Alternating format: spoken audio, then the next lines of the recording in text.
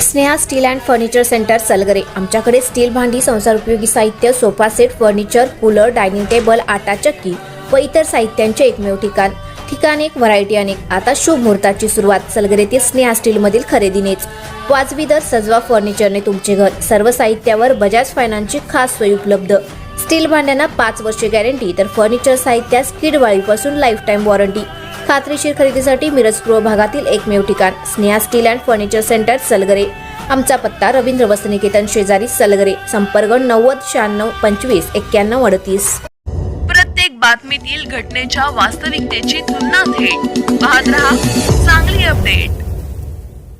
TV बघण्याच्या कारणावरून सख्या बहिणीचा दगडाने मारहाण करून खून। कवठे महाकाळ शहरातील खुनाची घटना। कवठे महाकाळ पोलिसांची तातडीने कार्यवाही।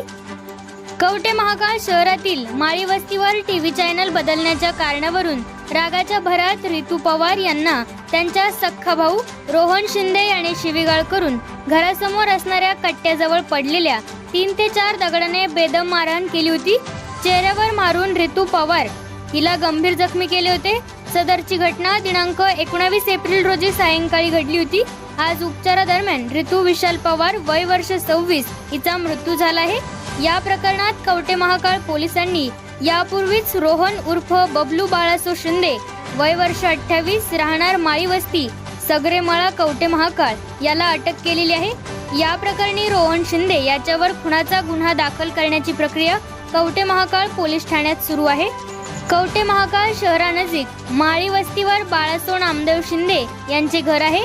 दिनांक 19 एप्रिल रोजी शिंदे यांच्या घरी टीव्ही चॅनल बदलण्याच्या कारणावरून रागाच्या भरात शिवीगाळ करून घरासमोर असलेल्या कट्ट्याजवळ पडलेले दगड घेऊन रोहन बाळासाहेब शिंदे यांनी त्यांची सख्खी बहीण रितू विशाल पवार सध्या राहणार मणेराजुरी तालुका तासगाव हिच्या चेहऱ्यावर दगडाने मारहाण करून गंभीर जखमी केले होते।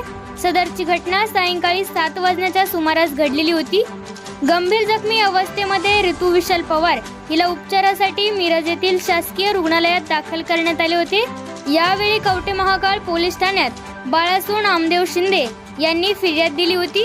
रितू विशाल पवार हिचा आज उपचारादरम्यान मिरज येथील शासकीय रुग्णालयात मृत्यू झाला असून रोहन उर्फ बबलू बाळासो शिंदे याच्यावर पुढील कायदेशीर कारवाई करण्याची प्रक्रिया कवठे महाकाळ पोलीस ठाण्यात सुरू होती।